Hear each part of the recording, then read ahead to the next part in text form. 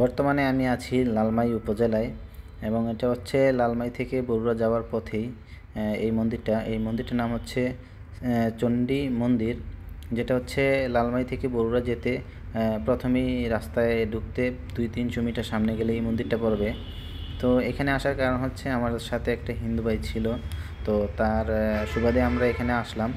যাই হোক, তো পাহাড় আমার খুব ভালো লাগে, সেজন্য হচ্ছে আমি পাহাড় ঘুরতে আসলাম এবং এর উপর থেকে আমি নিচের দৃশ্যটা আপনাদেরকে দেখাচ্ছি, কি সুন্দর আর এই ছোট ছোট যে গম্বুজের মতো রুমগুলো দেখতে পাচ্ছেন, এখানে হচ্ছে ওনাদের মূর্তিগুলো রাখা হয়েছে, এর ভিতরে হচ্ছে ওনাদের মূর্তিগুলো রাখা হয়েছে। আর এখন হচ্ছে আমি যে সিঁড়িটা দিয়ে ওঠে ওই সিঁড়ির সামনে আছি।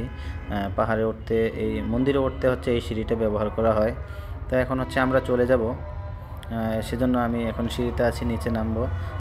আর এই সিঁড়িটা দেখতে অনেকটা চীনের যে মহাপ্রাচীর আছে সেই প্রাচীরের মতোই দেখা যায়, খুব সুন্দর লাগে, খুব ভালো লাগে। আর সিঁড়িটা মোটামুটি অনেকটা উঁচু, পাহাড়টা মোটামুটি অনেক উঁচু, মন্দিরটা অনেক উঁচুতেই নির্মাণ করা হয়েছে।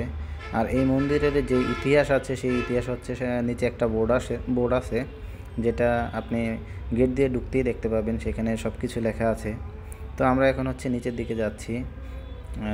দেখতে পাচ্ছেন খুব উঁচু সিঁড়িটা, মোটামুটি অনেকটা উঁচু, প্রায় 8-9 তলার মতো হবে এরকম।